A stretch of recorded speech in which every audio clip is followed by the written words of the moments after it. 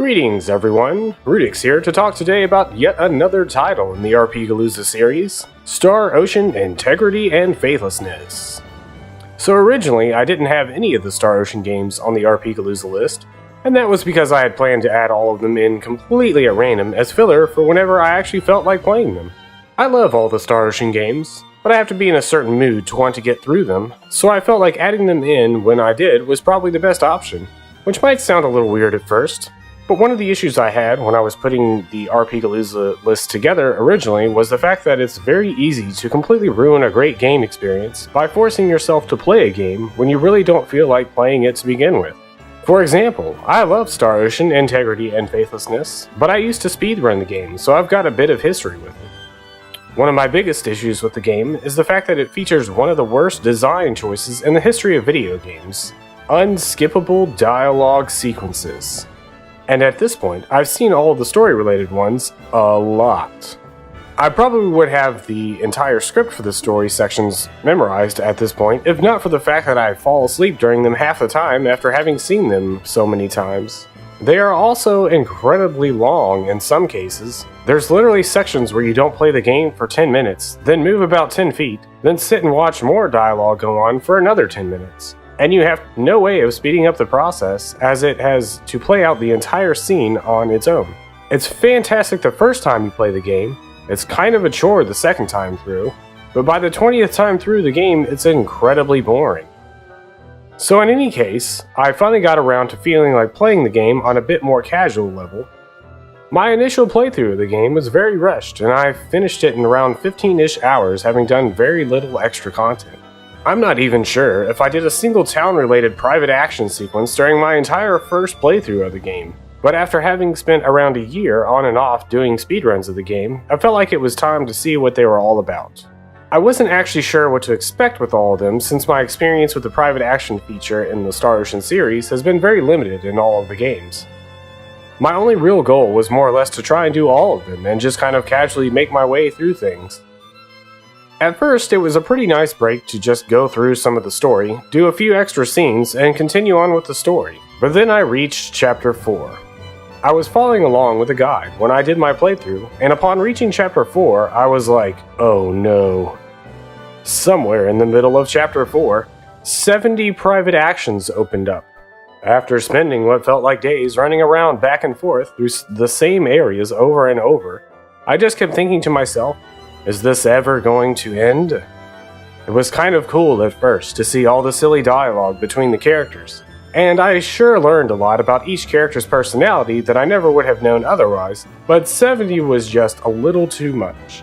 I eventually finished them all and continued on with the journey, and then in Chapter 6 it happened again. Private action after private action, it was never ending. As I scrolled down the list of private actions in the game after this, it just kept going on forever. I understood why the main story of the game felt so short and just thrown together. I understood why there were so few towns and areas compared to all the other games. I finally understood why the game as a whole just felt small. It had to have been because they spent their entire budget paying the voice actors.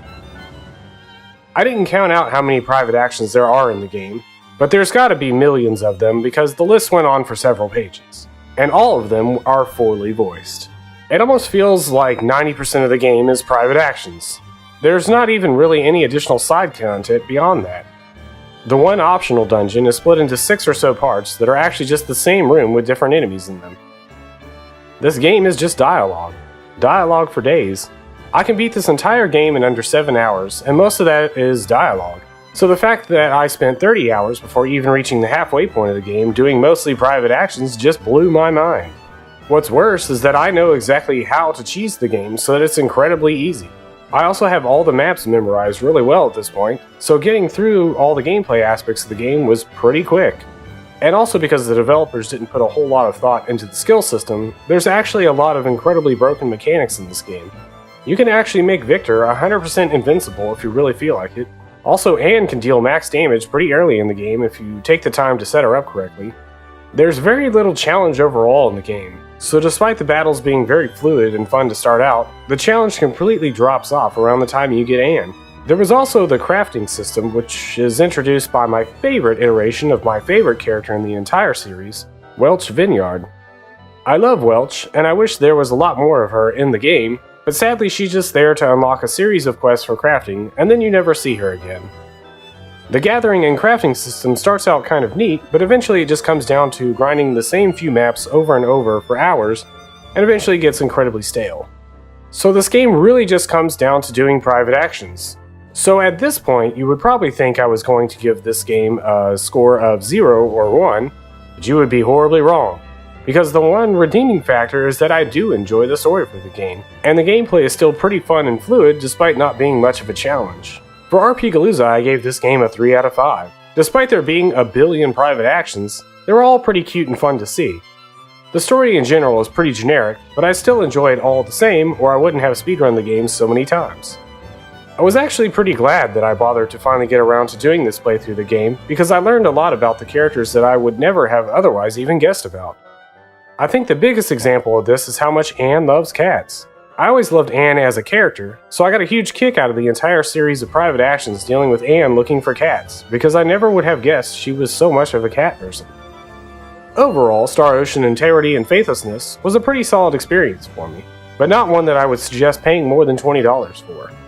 It's a great game, and I don't understand why fans of the series just straight up didn't bother to give it a chance, but I stand by the fact that, as a game, it's really lacking in meaningful content, and unless you love private actions, then you aren't going to get a whole lot of substance out of it. Thanks everyone for watching. If you'd like to follow along in my journey through a huge list of RPGs, feel free to subscribe to the channel. Or, if you'd like to follow along as I play through the games live, feel free to follow my Twitch TV stream at twitch.tv/rudyxx. And until next time, happy gaming, everyone! Ribbit, ribbit, ribbit, ribbit, ribbit, ribbit, ribbit, ribbit, ribbit, ribbit, ribbit, ribbit. Please, anything but a frog, I'm begging you.